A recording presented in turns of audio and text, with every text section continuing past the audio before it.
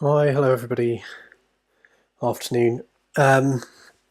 Yes, so we're back again. Day number 41, and we're going to pick up where we left off yesterday. So what we've done this week is to effectively recap the RNA-Seq analysis that we did the week before. So we've now analysed both the NHBE cell line and the A549 cell line for differentially expressed genes. And I think we came to the conclusion yesterday that those lists of differentially expressed genes between those two, though actually we haven't looked at the overlap in the lists, they're certainly of different lengths. So we found more differentially expressed genes in the NHBE cells than we did in the other cell line. And when we had a look at the biological process annotation, they were similar but different. What we haven't really done is had a look at the overlap between the differentially expressed genes for the two cell lines, but we can absolutely do that this afternoon, and I think we will take a look at maybe we'll try and produce a Venn diagram of those gene lists, because Venn diagrams are a reasonably efficient way of visualizing that kind of overlap. And I think we're going to take a look at some other mainly visualizations, but some analysis as well to compare the results from the two cell lines this afternoon. So that's my aim for the next hour or so, is to really kind of dive a little bit deeper into the comparisons between these two sets of data. So in order to do that, let's start by taking a look at how far we got yesterday, and then we can go from there. So this is where we got up to yesterday, and this was a bit rushed at the end of yesterday's session. So I will recap this just quickly, just to get everybody up to speed and up to the same point as me. So let's take a look at what we're trying to do. So what we're doing now is we finished the analysis of the two data sets, and now we're comparing them to each other.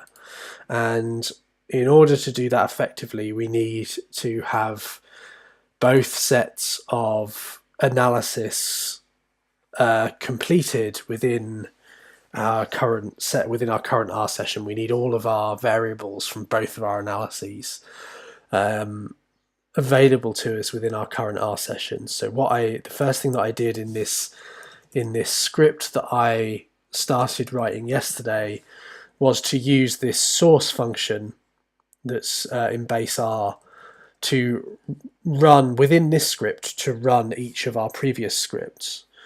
So source takes an R script as an argument and runs that R script from within the current R script, and the most important thing is variables that are created as that script runs are then available to us in the environment of our current script. So that even if we empty out our environment and we restart R, and we've gone away and done something else, and we've come back to this analysis after a time, that we can retrieve all of the variables and related bits of information that we need to be able to do this comparison. So that's what we're doing at the beginning here. And then the first thing that I wanted to do was to produce this scatter plot that we can see here. And the idea behind this scatter plot is to show how the fold changes in our two data sets are related to one another. So although we may have different differentially expressed genes, and we certainly have different numbers of differentially expressed genes, is there a relationship between the fold change in the NHBE cells for all of the genes and the fold change in the A549 cells? And that was the point of producing this plot. And so I think that this shows, it's not, well, I'm actually at the moment I'm not entirely sure what this shows, because it's not as straightforward to interpret as you might think at first glance. At first glance, you're going to say, well, there clearly is no relationship here. There's this big kind of smudge of points, and there doesn't appear to be a relationship between what's on the x-axis and what's on the y-axis here. We're going to delve a little bit deeper to see if that really is true, if that really is the case. So in order to produce this plot, what we wanted was the fold changes for all of the genes that we analysed in both of our analyses so far, so in both the NHBE analysis and in the A549 analysis. So in order to do that, we found the intersect of the two gene lists. So this is the first, these data frames that we're working with here, this is the first filter that we apply in DESeq. So after we've pulled our results out of our DESeq dataset, which gives us results for all 60,000 genes that we started with, the first filter is then to remove everything which DESeq didn't then analyse. So that's all of the genes with a 0 count across the whole experiment, or genes which had a low count, so genes which failed the low mean count threshold that DESeq applies.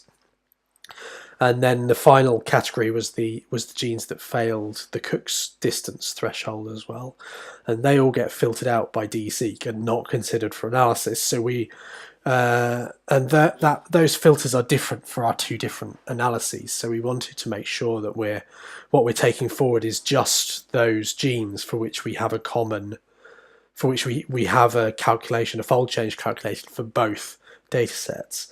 So that's everything that is in the overlap between those two data sets. And I've already mentioned Venn diagrams. If you think about the Venn diagram, it's the intersection of the two circles in your two-set Venn diagram. And R gives us functions for doing set arithmetic. So this intersect function is allowing us to do set arithmetic over these two data sets. So you've got the intersect between these two vectors are the ensemble gene IDs that are in common between them. You could also do, there are other ways, other set arithmetic functions that you can use that aren't necessarily appropriate here, but may nevertheless be interesting in other circumstances. So there's the union, and the union is everything that is in either of these two sets. So all of the things in here plus all of the things in there. And then there's the other one that's useful is set diff. So you've got the intersect, which is the overlap. You've got the union, which is like the whole thing. And then you've got set diff is the things that are in the first data set that aren't in the second data set. So if you did that both ways round, then you can find the difference between those two sets, the things that are unique to your two sets. And again, in a two-way Venn diagram, then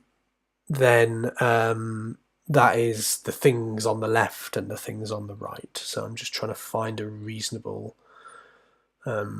picture to throw up to show you. To show you exactly what I mean. So there you go, that one. 1 second.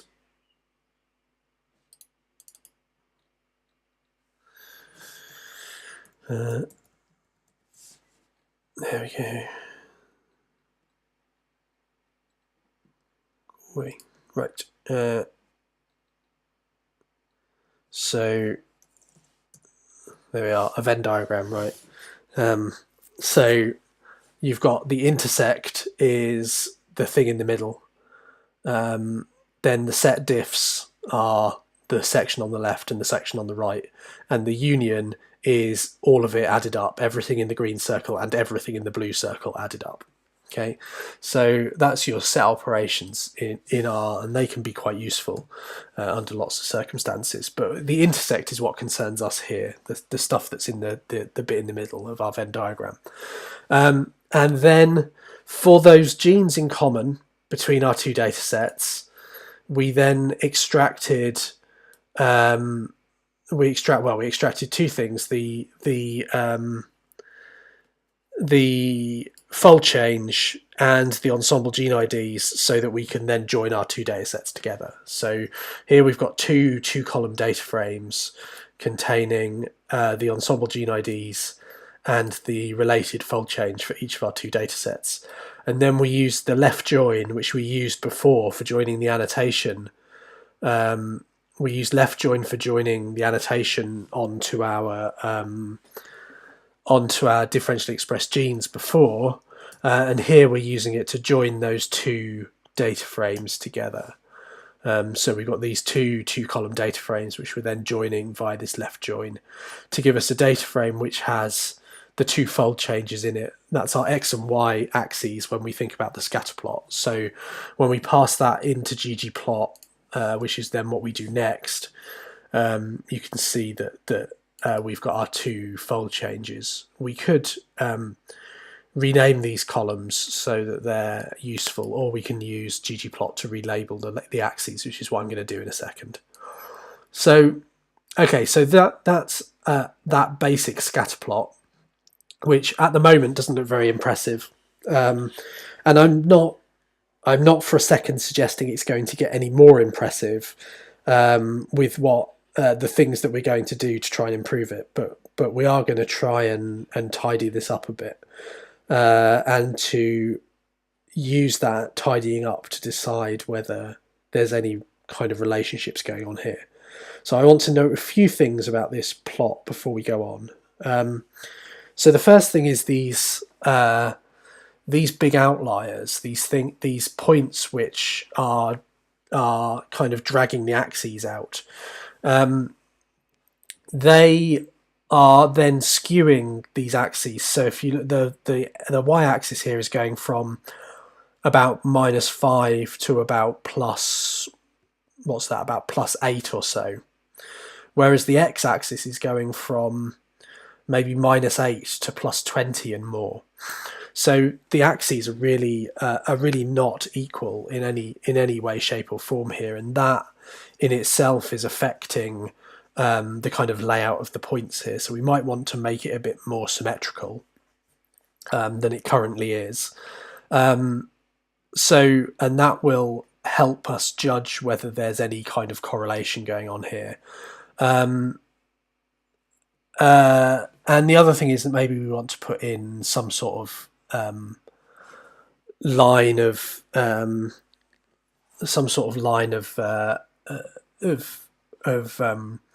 what things would look like if these data sets were correlated, for instance. So let's start with that, and then we can move on from there. So previously when we've drawn our volcano plots, we added in vertical and horizontal lines. So if you remember, we had the geom H line and the geom V line for adding in vertical and horizontal lines. What I want to do here is add in a line which these points would fall along if these two data sets were perfectly correlated. If the fold change in X was equivalent to the fold change in Y, there's a line that those points would lie along, and that's the X equals Y line, which is neither horizontal nor vertical. It's a diagonal line through these points. And so we can't draw that with either geom H line or geom V line. And the thing that we use for it is a thing called geom AB line or AB line. So geom AB line draws a line from A to B effectively. And the best way of parameterizing this is with a slope and an intercept. So the intercept is where the line crosses the x-axis, and that's going to be 0. And the slope for x equals y is 1. So that is a line which has a slope of 1. So for every interval of 1 that x increases, y also increases 1, and it goes through the origin. It goes through x equals 0. So that will draw us effectively a diagonal line. Don't know what's happened there. That should draw us a diagonal line through the origin. Let's just make sure that we've got everything we need here. There we go.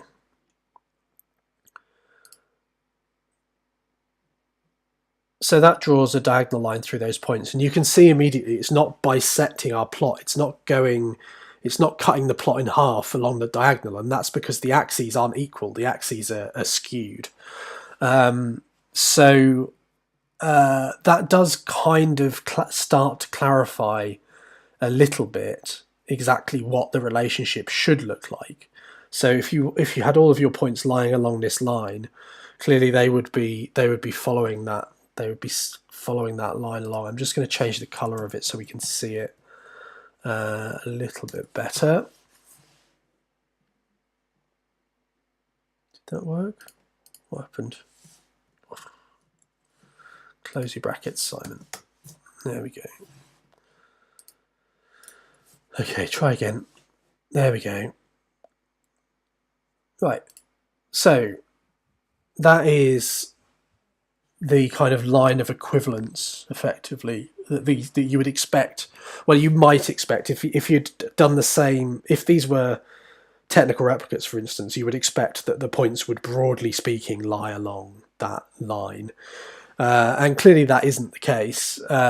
It's maybe a little bit the case, really, through that centre.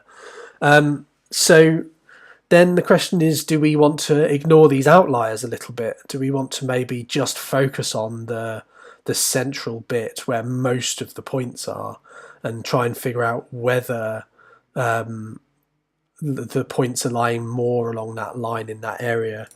I don't think there's a lot to be gained by doing a lot of this, but we can set the x lim. We've done this previously so the x lim to be let's say -5 and +5. I think that works. Yep, so that's removed our missing values in that particular direction, and then we'll do the same on the y-axis. Sorry, so let's do the same for the y to make it symmetrical, and then so that's only removed 6 of our data points. Now our diagonal line really does bisect our plot.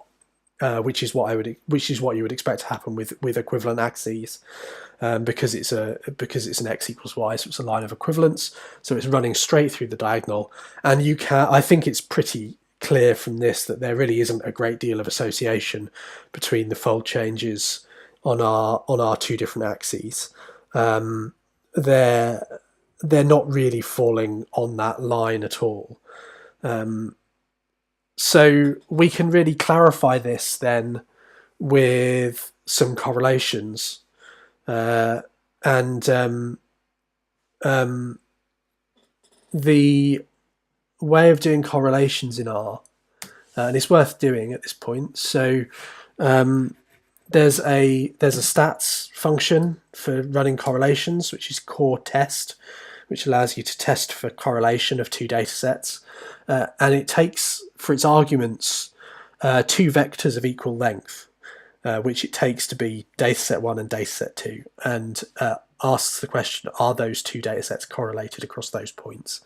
And so for this, it's our log fold change X and log fold change Y columns of the common fold changes data frame that we created above.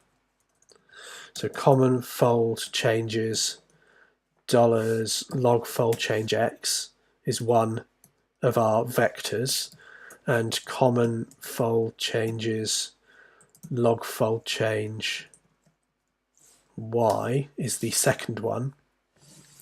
By default, core.test will do Pearson's correlation. So we can have a look at the help for core.test, and we can see that, so test for association correlation between paired samples. So we've got, obviously what we've got in these vectors is the fold changes for the same gene in each position. So position 1, you've got the fold change in one dataset, fold change in the other dataset for the same gene. And then position 2 is gene 2, and you've got the fold change in each sample for those two genes. So it's a paired dataset. And then, so that's X and Y. And then you've got different ways of doing different methods for correlation. So Pearson's correlation is kind of the typical parametric form of correlation, which is used a lot. Pearson's correlation in genomic scale datasets is quite often prone to outlier observations. So for our Pearson's correlation for these data points, this guy out here at +20 and at 0 is going to pull any Pearson's correlation down towards that flat line. It's going to pull any Pearson's correlation down towards 0. Just the presence of that single point is going to have quite a big effect on the Pearson's correlation. And Pearson's is always quite prone to outliers. Spearman correlation, on the other hand, is a bit more robust. So Spearman, instead of comparing the values to each other, compares the ranks. So it looks at it produces, you get a ranked list of your values in the X vector and in the Y vector, and then it sees how much in this case, particular genes move around the ranks between those two. And if everything falls in the same rank, then you're going to get a value of rho of which is the sort of Spearman's equivalent of the correlation coefficient of 1. Whereas if everything is in exactly the opposite position, then you would get a rho of -1. And then very little correlation in terms of sort of positive or negative direction would be 0. So you effectively get a similar calculation, but without worrying about the actual values. And it's more robust to outliers. It's not relying on normally distributed data, or that the data's in the same scale or anything like that. So I would usually, with an awful lot of genomics and transcriptomics data, I would use Spearman correlation just as a matter of course. But actually, I think in this instance, Spearman is probably the right thing to do as well. But we can also have a look at Pearson if we want to. So this will perform our correlation test of our two data sets. And we'll produce some output at our console.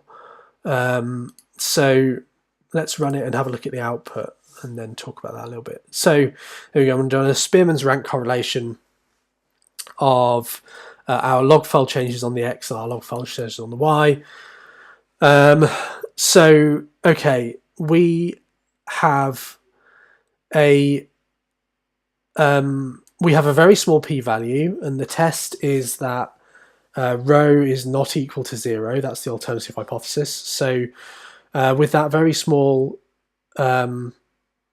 p-value, we would be upholding the null hypothesis. So we're saying that the true row is not equal to 0, but actually if you look at what row has been predicted to be, it's pretty close to 0 anyway. Okay, so according to this test, because we have lots and lots and lots of observations, so what, 13,500 observations, we've got a significant deviation from 0, but then the value for row is minus 0.09. So it's pretty close to 0. It may be significantly different to 0, but it's still pretty close to 0. And also in terms of a correlation coefficient for this association, which you would hope would be closer to 1 than not, that's really not a very impressive result, right? So I think what we're seeing is that there really isn't any strong positive association between the fold changes of these two data sets, which we could tell from the plot. We could do the same thing and do a Pearson's test. So you do the same thing, but then set the method to be Pearson, and the results are going to be very similar, I expect. So yes, so again, you've got a significant p-value, but the correlation coefficient is still very, very close to 0. So we really don't have a strong association here between the fold changes from these two tests. So whatever the infection with the virus has done in these cell lines, it's done something a bit different to each of the two cell lines. And we could tell that a little bit from the PCA right at the very beginning, that at least from the top 500 most variable genes, there was clearly a different response in the NHBE cells from the A549 cells, and that's holding up in this analysis. It is more different than I would have expected, but nevertheless, it was worth. I think that was worth investigating. Okay, I think it would be nice as well to just explore some other facets of these two data sets before we leave this analysis behind, which, I think that for now at least, this is probably going to be our last week with this data set. And so we just, rather than comparing everything, because in the points on this plot, there's 13,500 genes there. There's an awful lot in there that isn't differentially expressed and will kind of be noise around the origin and will be affecting these kind of results.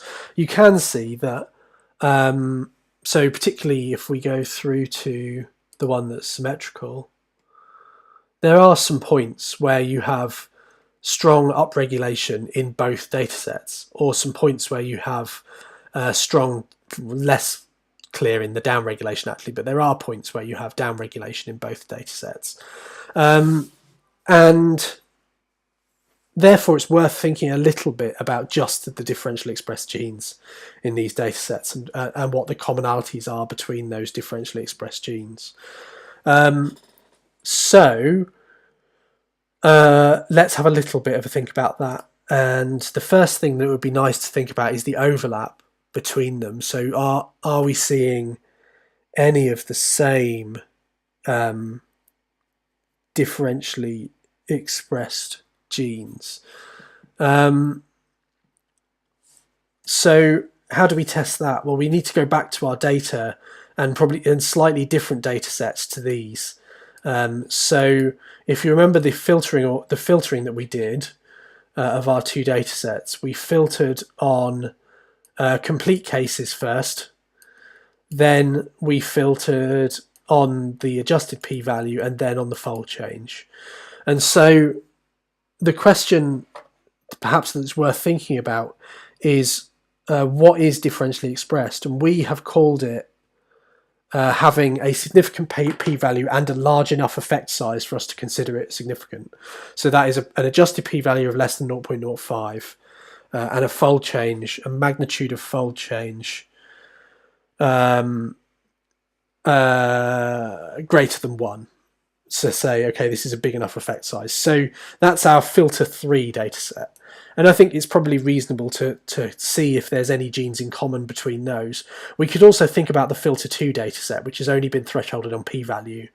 And maybe that gives us a bigger list to see if there's any kind of associations there as well. So let's do a Venn diagram out of the filter 2 datasets from each of our analyses. So just filtering on p-value to give us slightly longer lists. Okay, so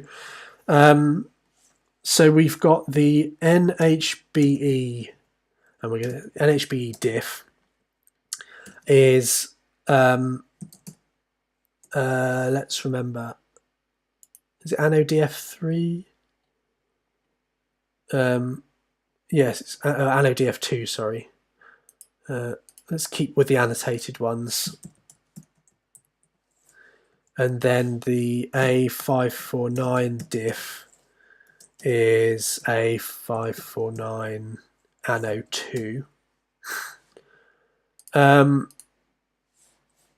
let's get the ensemble gene IDs, because that's what we're going to use to figure out if what the overlaps are.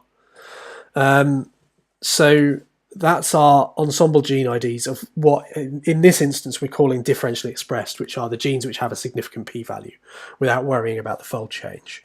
So let's grab those and let's see how long they are. Let's do the length. Length of NHBE diff. So 325 in the NHBE case. And despite there not being as many with a significant effect size, there are a similar number with a significant p-value in the A549 set.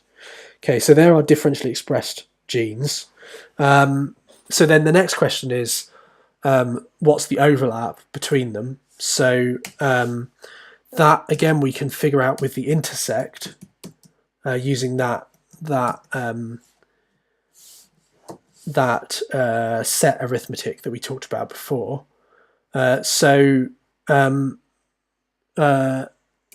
common diff equals the intersect between NHBE diff and A549 diff. And so what's the intersect? 44 genes, not very many at all. Okay, so 44 overlap. So that means that the left-hand side of the Venn diagram, so NHBE only, is the set diff between the NHBE diff and the A549 diff. And that should be 325 minus 44.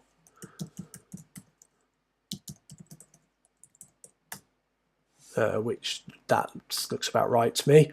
And then the other number that we need is A549 diff only, sorry, is the set diff done the other way around. So A549 diff NHBE diff. Okay, and now we can use these lists and these numbers to draw a Venn diagram. So for that we need a package, and as far as I know, and I may be it may not be true, but as far as I know, there isn't a ggplot way of drawing a Venn diagram, and so as far as I know, there may be an extension package that does it, but I've not come across it.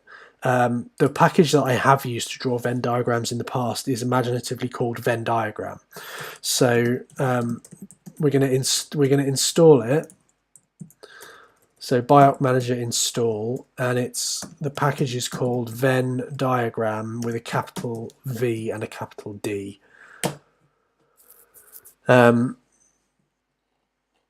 So library Venn Diagram,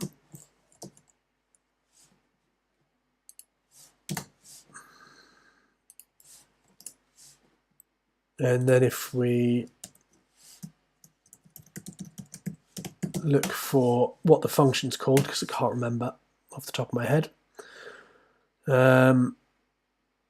Okay, so I think there's a convenience which is just Venn.diagram. So Venn.diagram takes a list of vectors with each component corresponding to a separate circle in the Venn diagram. So X should be sufficient for, so it should be, did I load it? Yes, I did.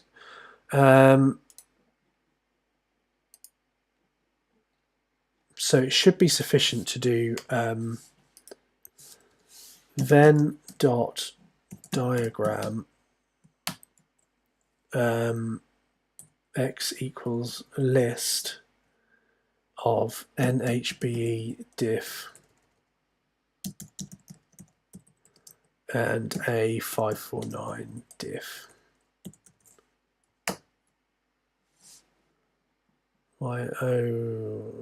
Okay. Is that what's going to happen, is it? We have to draw it to a file. That's slightly frustrating. Okay, maybe this isn't the best package. This isn't the best method to use then. Maybe the better method would be to draw a pairwise Venn. This is slightly more complicated, but that's okay.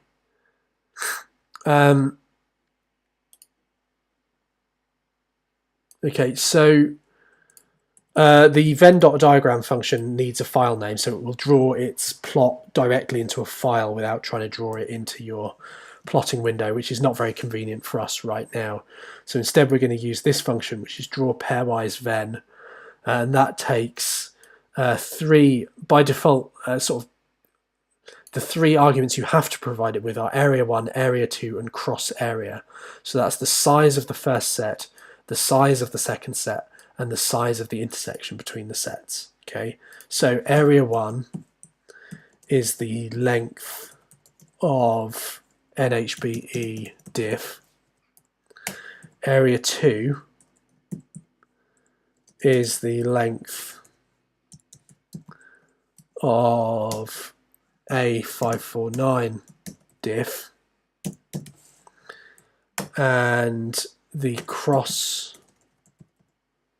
area is the length of common diff. Okay, so it's just three numbers: the size of the first set, the size of the second set, and the size of the intersection between the sets. And that should draw a Venn diagram. Let's draw it over the top of my ggplot plot. Okay, so we need to clear our plotting area first. So you can do that with this function plot.new. That will clear your plotting area. And then when we draw the pairwise Venn, it will draw in the plotting area. Interestingly, with weird margins. That's quite broken, isn't it? Let's see if we can make this better. Let's clear all plots and then try again. So that gives us more space. Make the plotting area bigger as well, and then try again.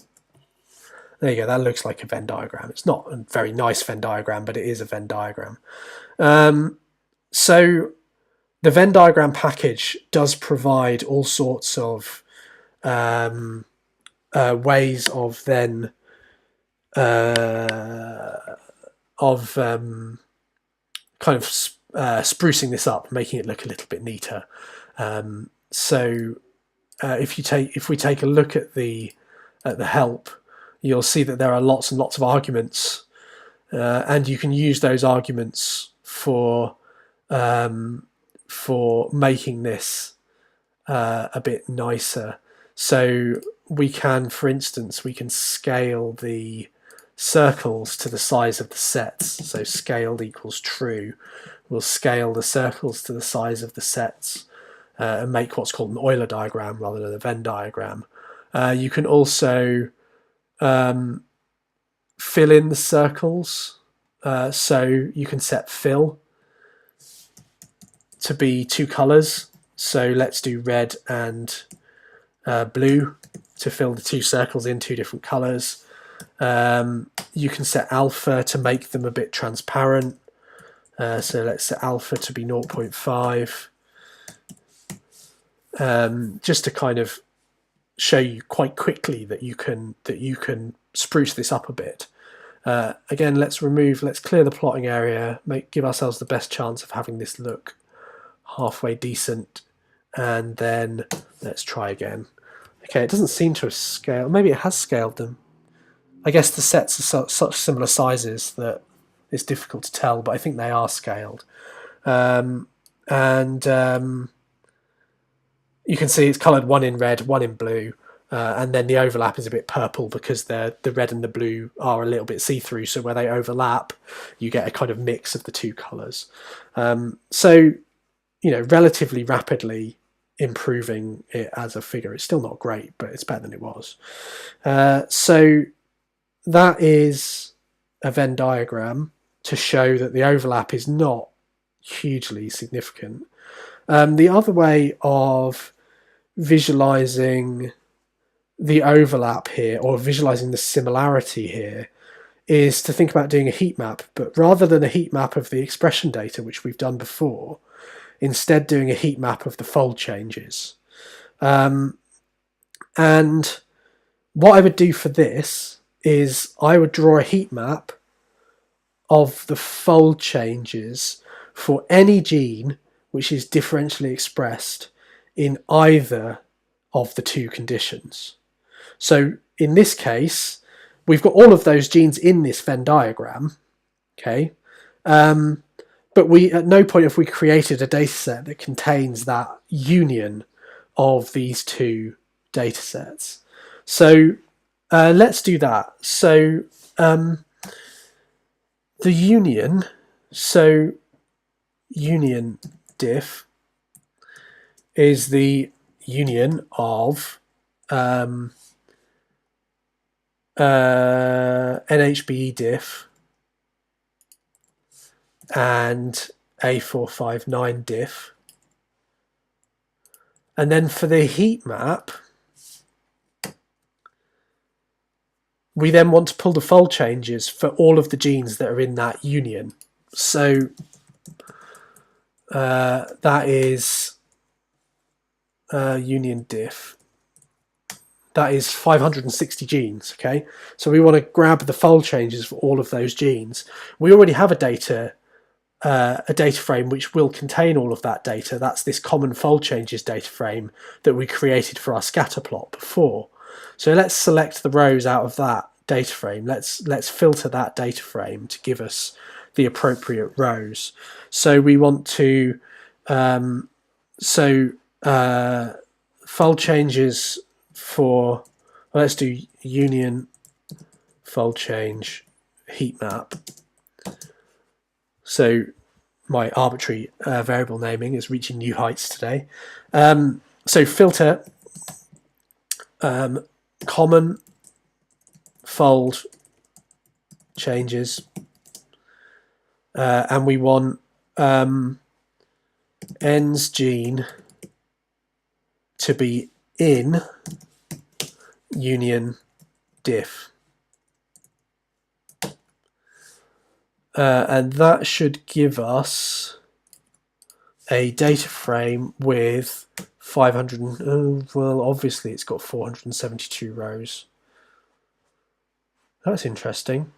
So there must be some genes in either the 281 or the 235 that were filtered in the other data set.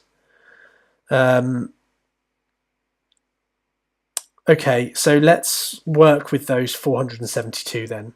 Rather than thinking too deeply about this, let's just work with those 472. So that's interesting in and of itself. We've lost, what, 88 genes that clearly were in the filtered list in the other dataset, kind of emphasizing the differences between these datasets. So p-heatmap, which is, we better make sure that that's included in our library commands at the top. Not library p-heatmap.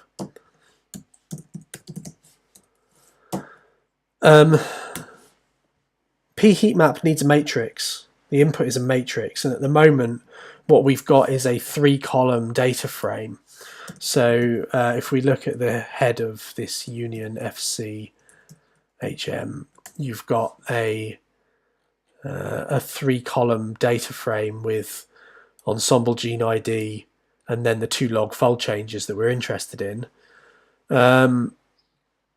Whereas what we actually want, I think, is just a matrix of the last 2 columns. So let's get that union fold change heat map matrix, as matrix. The last 2 columns of this, so 2, 3, like that. That gives us a heat map matrix, which let's just shove that in to p-heatmap just on its own and see what we get. Something quite ugly. Why is that quite so ugly? Okay, this again comes down to that one gene with a huge positive fold change, really skewing things. So everything looks blue because it doesn't turn yellow, which is kind of supposed to be the midpoint, until about +7, which is a huge fold change. So this clearly is going to need some configuration. And because it's quite difficult at the moment to tell where the similarities are between these genes. Okay, so let's have a look at the help of p-heatmap to see if we can, to see how easy it's going to be to configure this. The question is how easy it's going to be to make that color scale center around 0 rather than center around the midpoint in the data. Okay, this is the help, and the question is, how do we change the data sequence of numbers?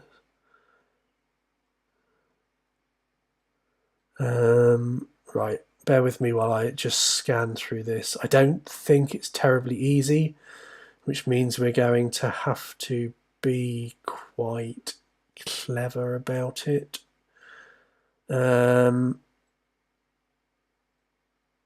don't think there's an argument to just make it symmetrical around 0. So we have to change this breaks argument. This is going to be quite challenging, but the way that you do it, so okay, by default p-heatmap uses 100 colors. Okay, so this color ramp palette here, let's run that. So the default colors, which is the results of that that function call there, gives a vector of colors, of hex values for colors. It's a vector of length 100. Okay, so you've got 100 different colors that are being used to generate the color scale. So that's those 100 different colors. And by default, what the heat map does is it takes those 100 colours and it spreads them evenly between the minimum value in the matrix and the maximum value in the matrix, which, because those values are not symmetrical about 0, skews your data, so is giving us this very blue heat map. So what we want to do instead is we want to use 50 colours for the first 50 colours for the values below 0, and then the next 50 colours for the values above 0. And we do that by setting these things called breaks. So breaks are the breaks are the values which are the values in this scale at which the color changes. So every time p heatmap reaches a break, it will change the color from the first color to the second color, and then at the next break from the second color to the third color, and then from the third color to the fourth color, and then so on all the way up to the 100th color. So what we want to do is so by default, this would be the sequence of numbers between the minimum in our matrix, the minimum value in our matrix,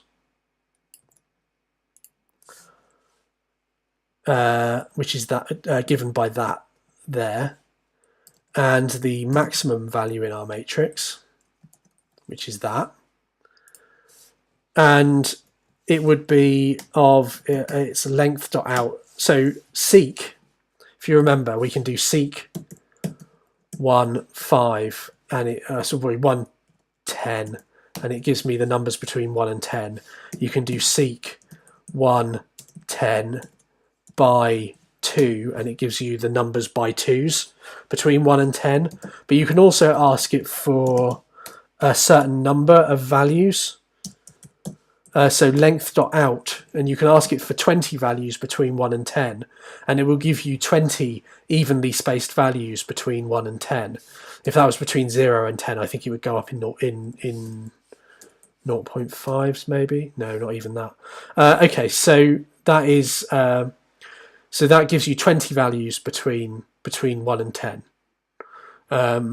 So this, what you do to define the breaks, or what happens by default to define the breaks, is you just get the values between the minimum and the maximum, and you get 101 breaks if you've got 100 colours.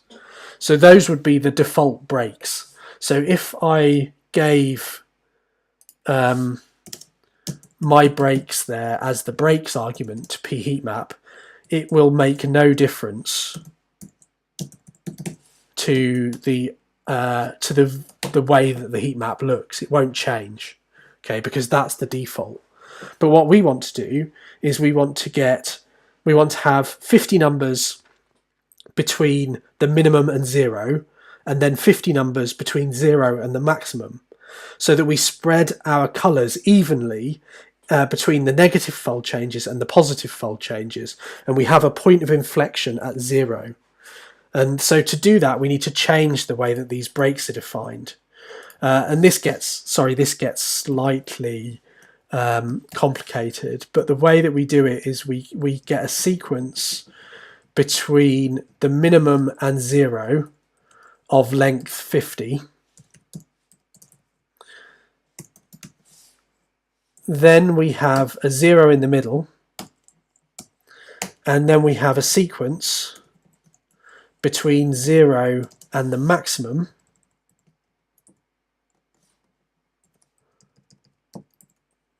again of length 50.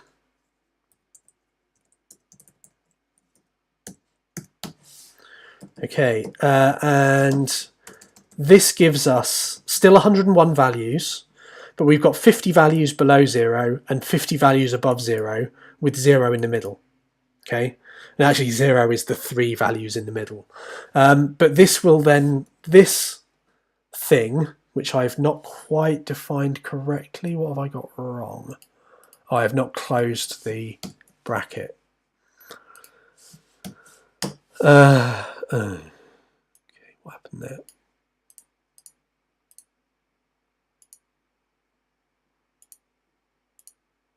Min, max. Just checking what I've done wrong. That's right, that looks okay. That's my first 50 numbers. What about this one? That looks okay, that's my second 50 numbers. So why is that not creating a vector of 100? It is creating a vector of 101. Okay, never mind. That seemed to work that time, and that should change the look. Oh, it breaks a lot. Oh, God's sake! Sorry, it's because it's got 3 values of 0. So let's go to minus 0.01 and plus 0.01. Do it that way. Apologies. There we go. Oh, that's not much better. But that now has centered the fold change around 0. And the reason that now looks not much better is because almost everything is yellow. And the reason for that is that an awful lot of stuff in this heat map is close to 0. So you end up with a lot of yellow going on. So it may be that it might be better to pick a slightly better color scheme than the default. So let's maybe we go through white rather than through yellow. So let's do my colors, and rather than doing red, yellow, blue, let's just do red, blue. So that's going to go through white instead of through yellow. And then we have to set the colors to be my underscore colors. And that will go through white, and then that's probably slightly easier to read. So there you go. There is our heat map of fold changes of everything with a significant p-value in either of our 2 data sets, as long as the gene has been tested in both data sets.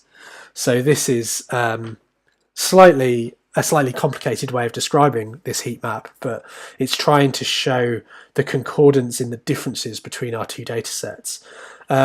This one gene which has a fold change of +20, which you can't pick out easily in this heat map because you've got 400 and something rows of data here and not that many vertical pixels to display them in.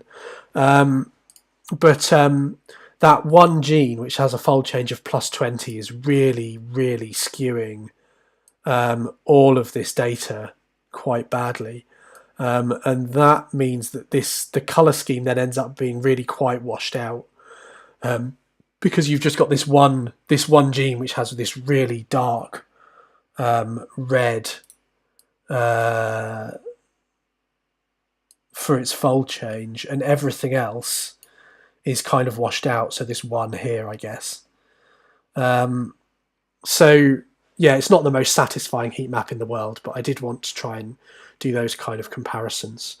Okay, so with that, I'm going to wrap up today. Hopefully some of that has been useful, and it's just really it's showing ways of taking data in data frames in R and kind of reformatting it and moving it around so that you can do these kind of comparisons. I think it is quite useful to be able to manipulate data in this way and generate plots that you feel would be informative from kind of arbitrary data sets. So hopefully that's been relatively useful to people, and it's always nice to see how to generate a Venn diagram as well. Okay,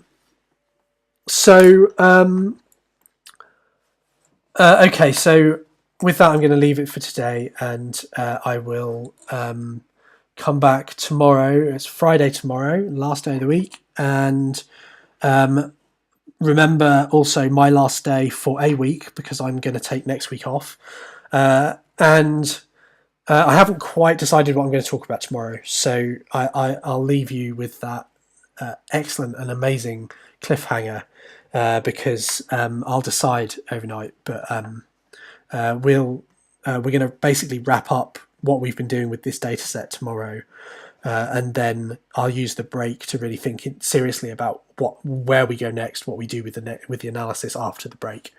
Okay, so thanks for tuning in, everybody, and I'll see you all next time.